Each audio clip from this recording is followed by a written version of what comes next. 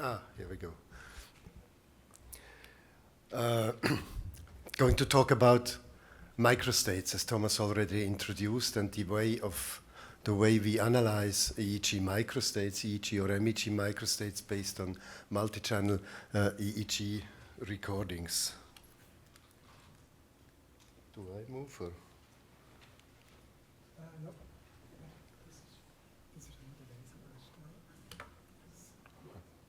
How do I move? Here we go. Okay.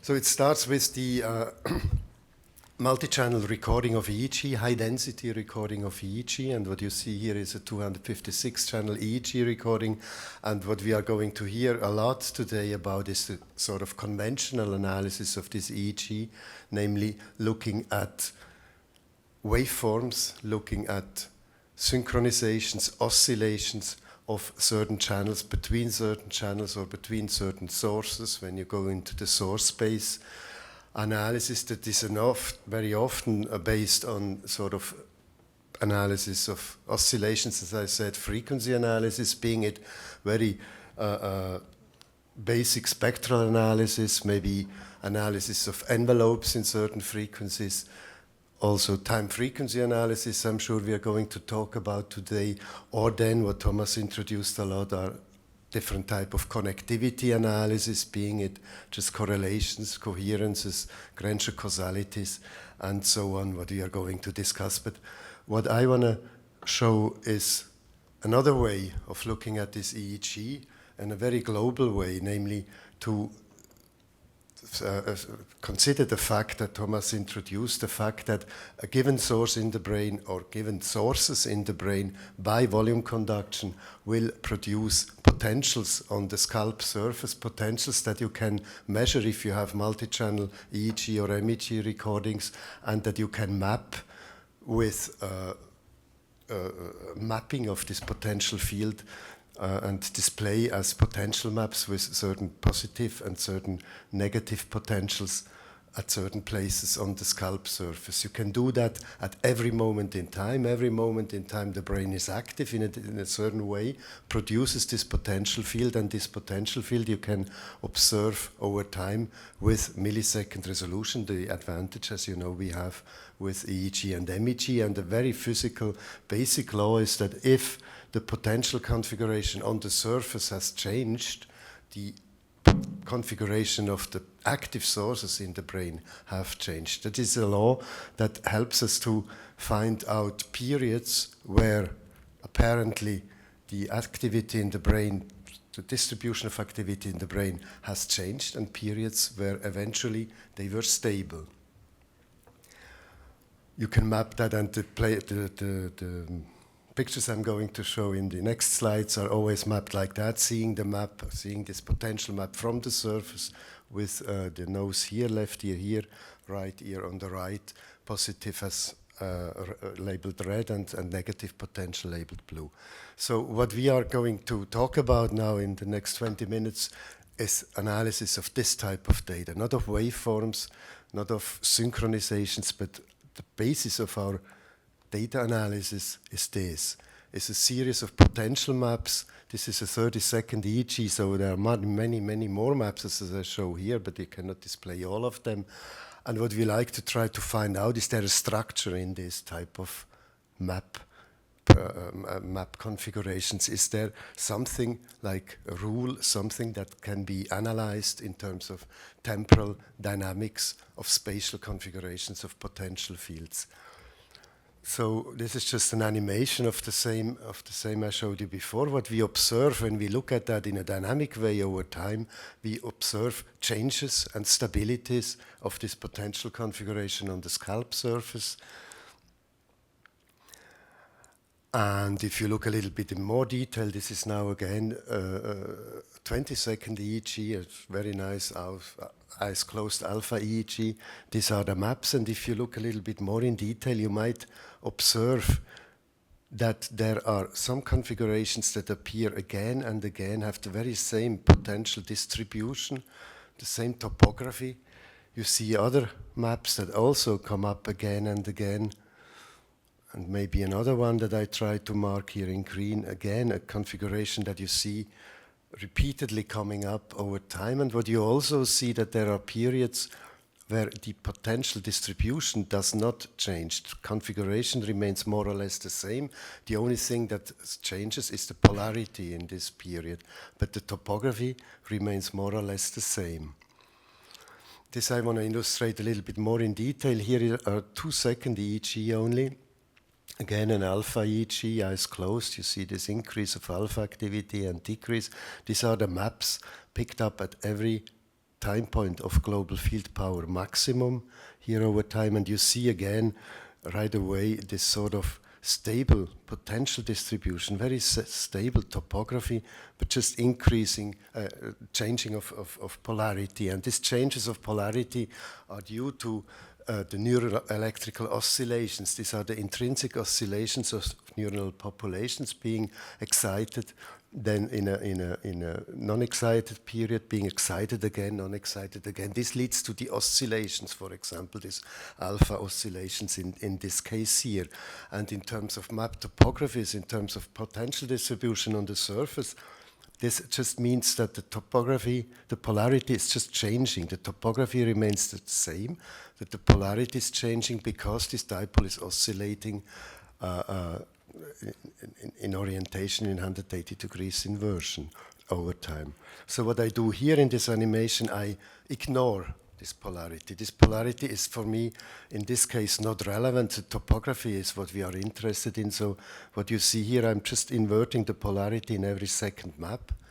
And then it becomes quite obvious that you have periods of stability and then quick changes to new periods of stable map configurations. As if we, for example, here, I can mark them and put them back into the EEG, and then you see that you end up with these segments, time periods, where one map is present, one map configuration is present, and switches to another configuration that remains stable again. And as Thomas said, we speculate, or our hypothesis is that during this period of stability, a network is active completely in sync. Otherwise, the map topographies would have to change. So we claim in this type of analysis that these periods are periods of synchronized multiple sources in the brain. This observation has been done, as Thomas already said, already in the 80s or 70s even, some 20 years ago, and have been labeled there as functional microstates of the brain by Dietrich Lehmann.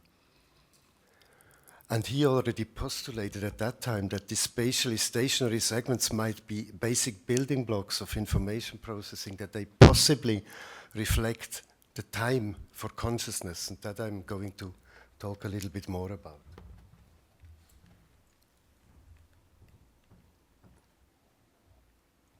So the first step we have to do is to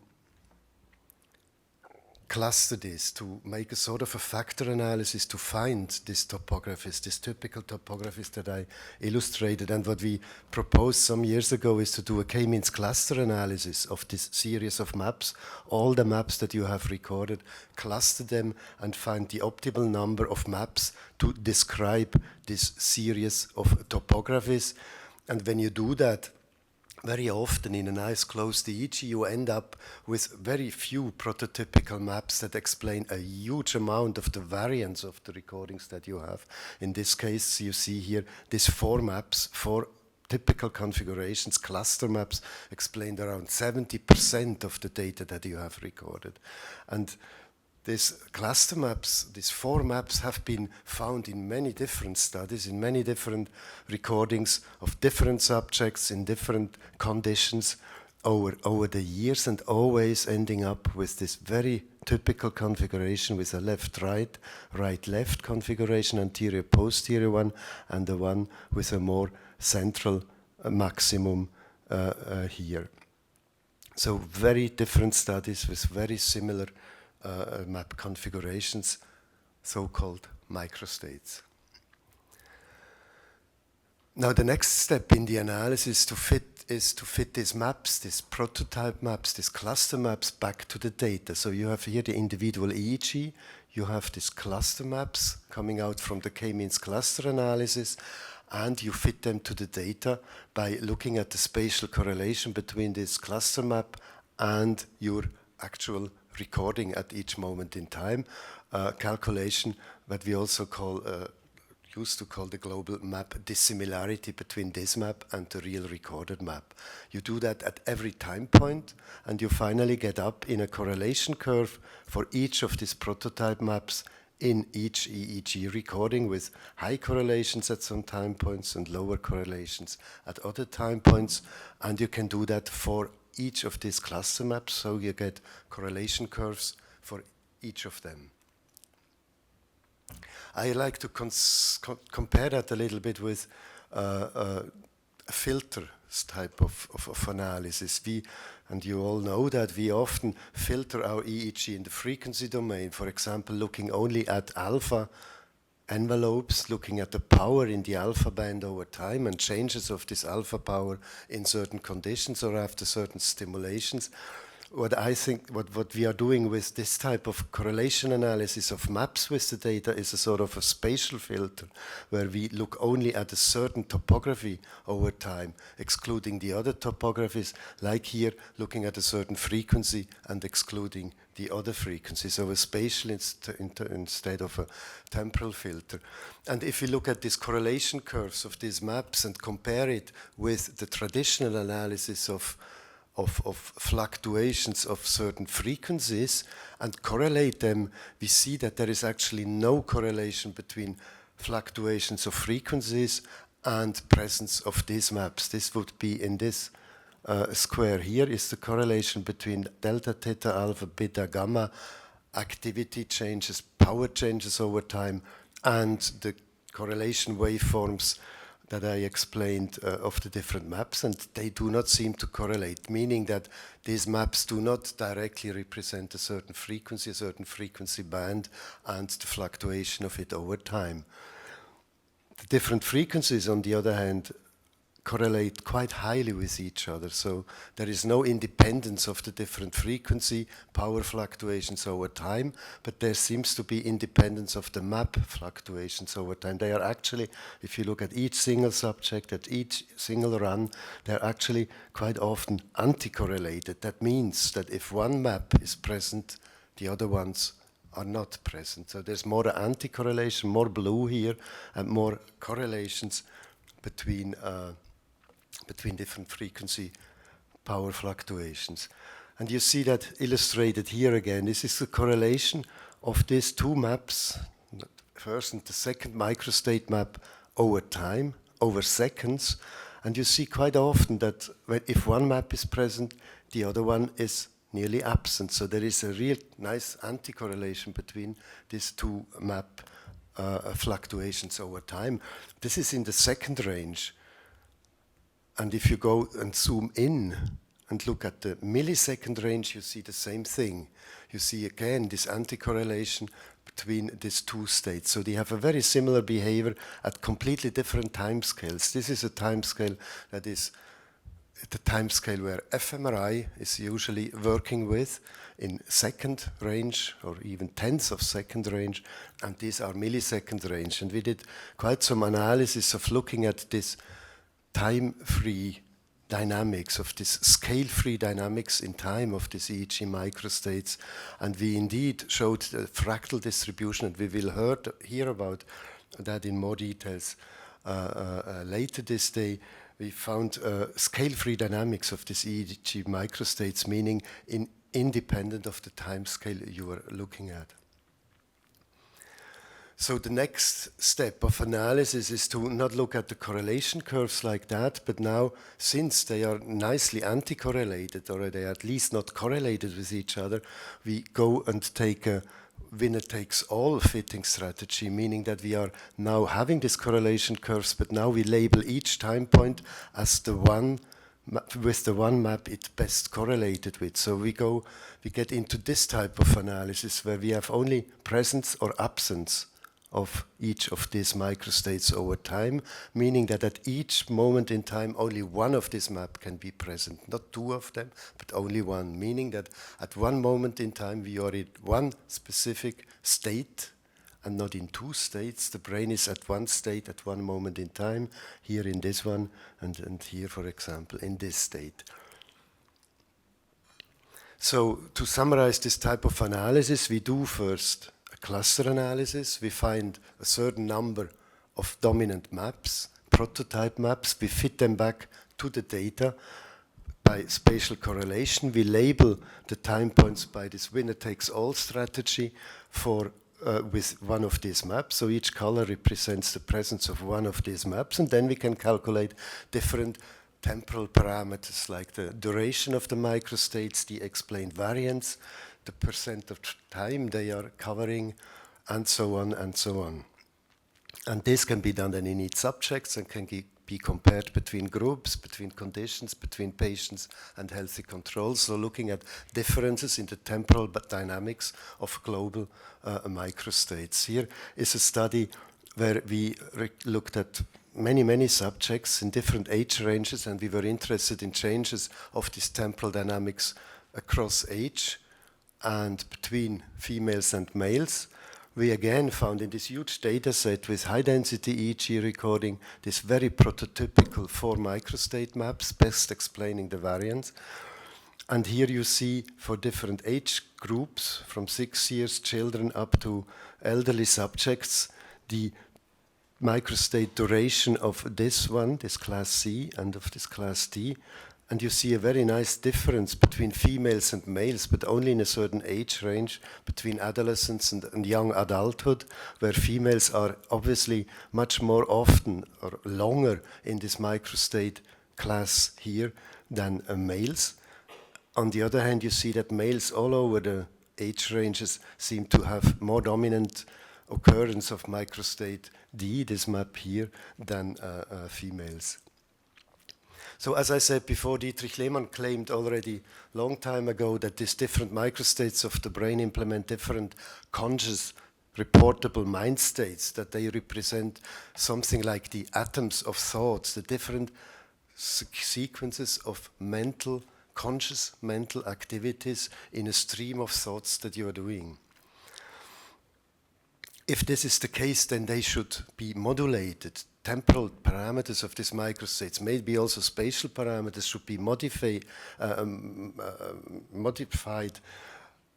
if you modify your streams of thought, that they are sensitive to the quality of your mental activity, of your mentation. That means that in situations where your conscious state has changed, like for example in sleep, under anesthesia, or in different psychiatric mental diseases, you should see changes of these microstate parameters, the temporal dynamics or the spatial configurations. This is a study done by a group in Frankfurt, looking at microstates during different sleep stages, here during wake, and then different depths of sleep.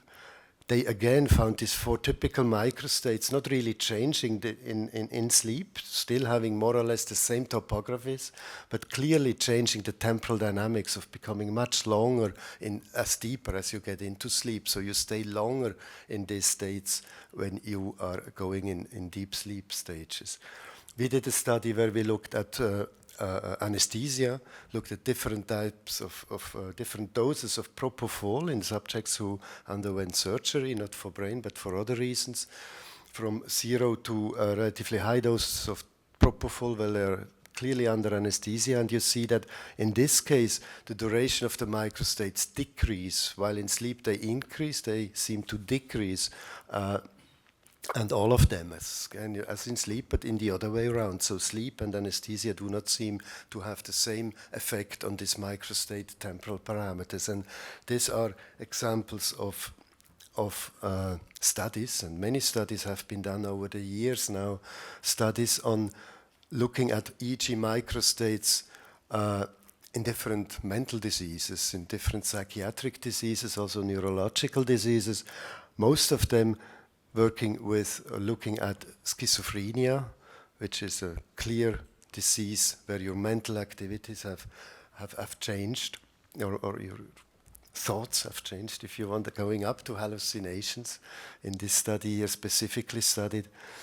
And then also other diseases. But what you see is that in most of these studies, they reported specific changes of temporal parameters of these microstates. In schizophrenia, very often you see modulations, increases or decreases of durations of specific microstates, mainly influencing or concerning microstates class B, C, and D. I want to show you one example to illustrate a bit of what we can observe by doing this comparison between healthy controls and patients. These are children that we recorded who have a so-called 22q11 deletion syndrome, a genetic change on the 22nd chromosome, leading to different type of abnormalities, but most important, these children have a 30% risk to become schizophrenic when they are adult.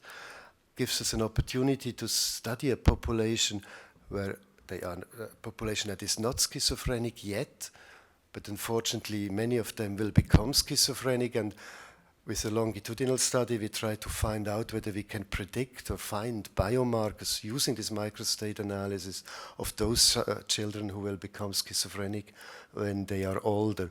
What we found in these children is a clear increase, significant increase in the duration of one microstate, namely microstate C, while microstate D decreased in duration. So there seems to be if you want, an anti-behavior between these two microstates.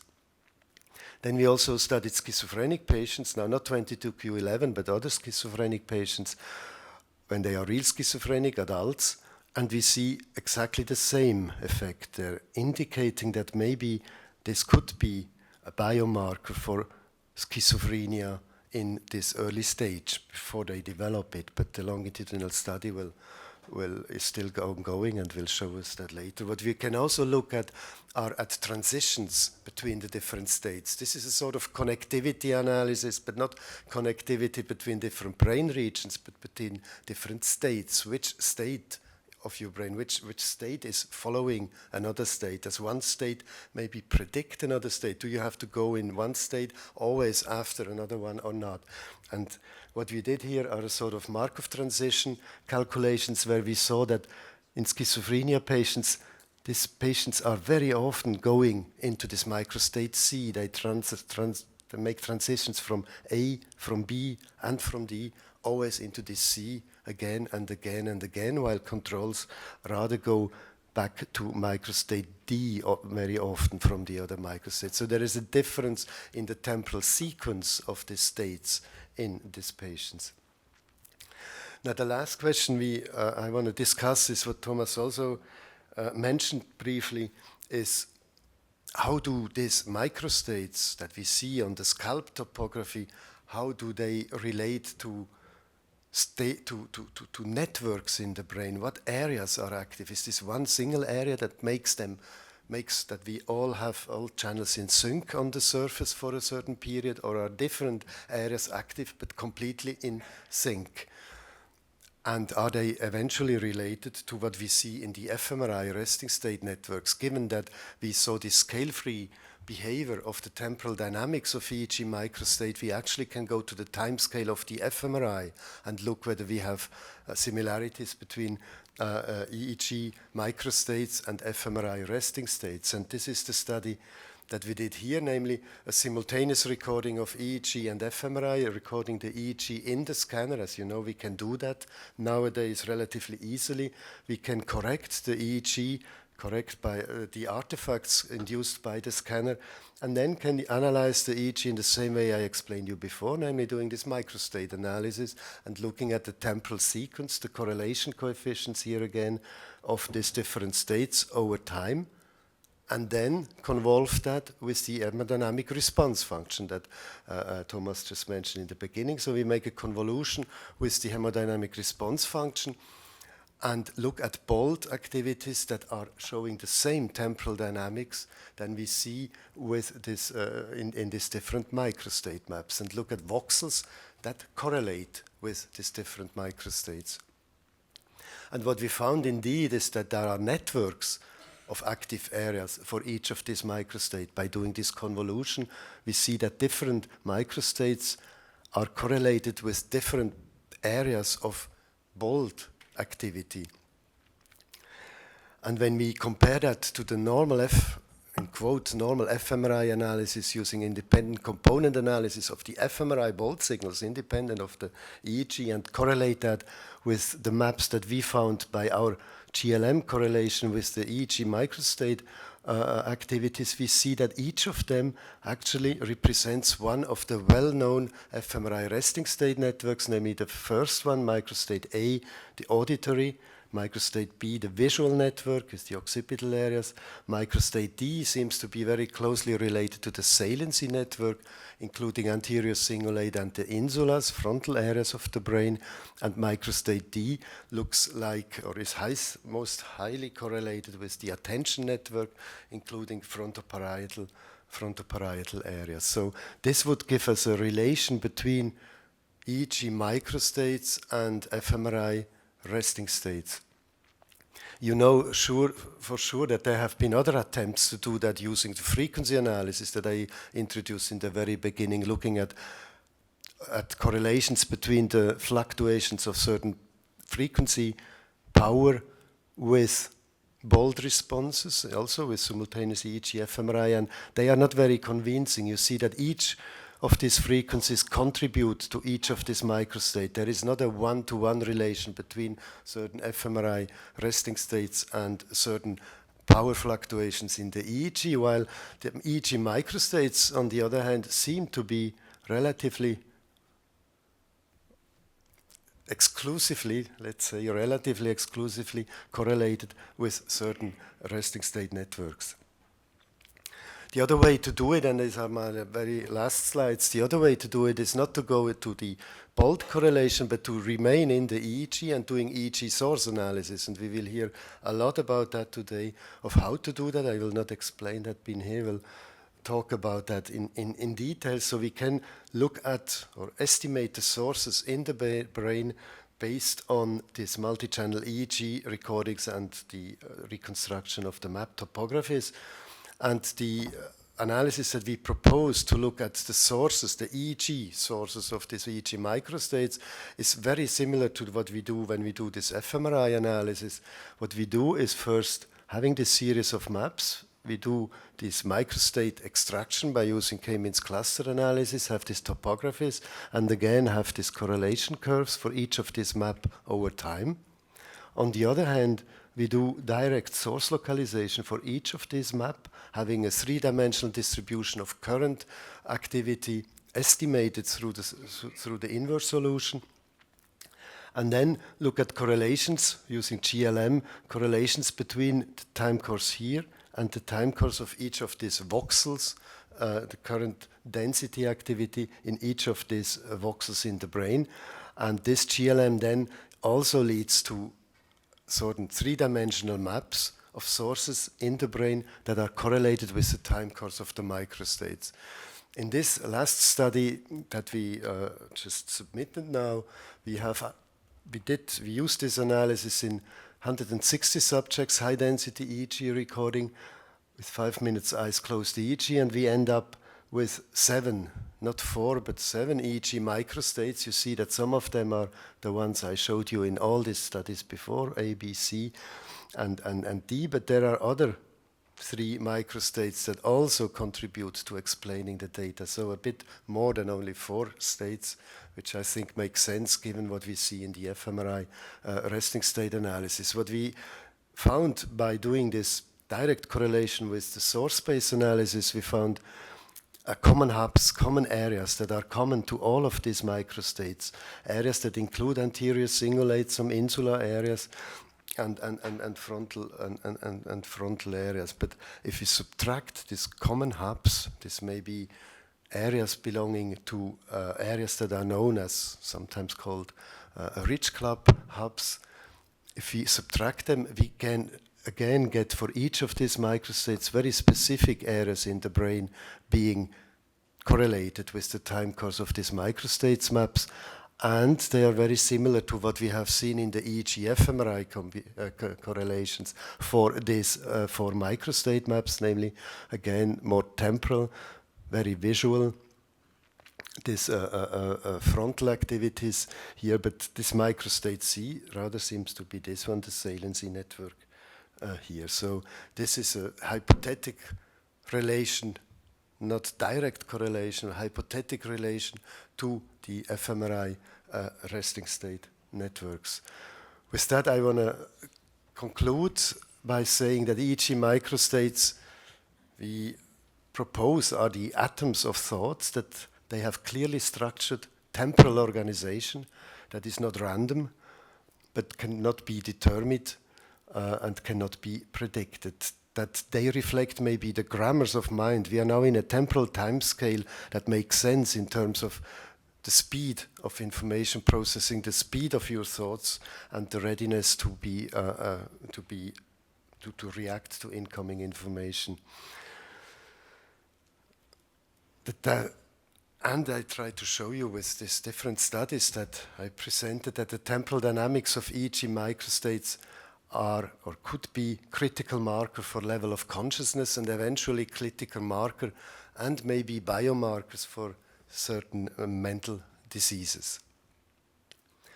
With that, I stop and would like to, of course, thank my collaborators. Thank you.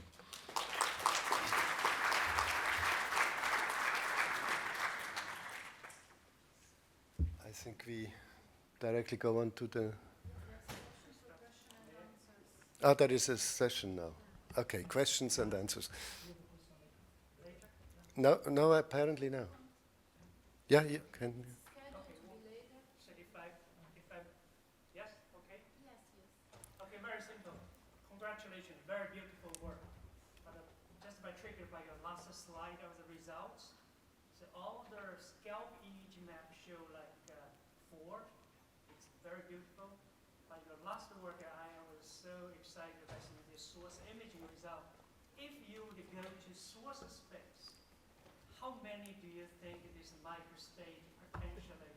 Would that still like 4, or maybe there will be more? Can you share with us? Yes.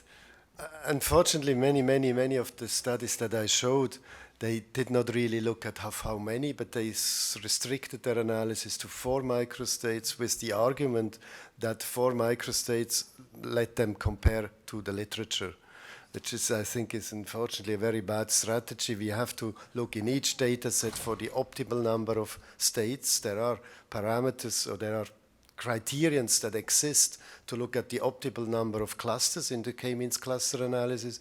When we do that, we see that not always, and not in all groups, and not in all subjects, we see 4. Sometimes we see more, sometimes we see less, depending on also the situation they are in. At the moment, we are here.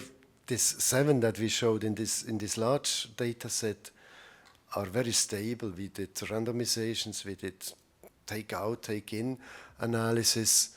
I think we are rather on this level to explain about 80-90% of the variance. There's still 10-20% to explain for, but I think the same question comes up of how many fMRI resting states do we have?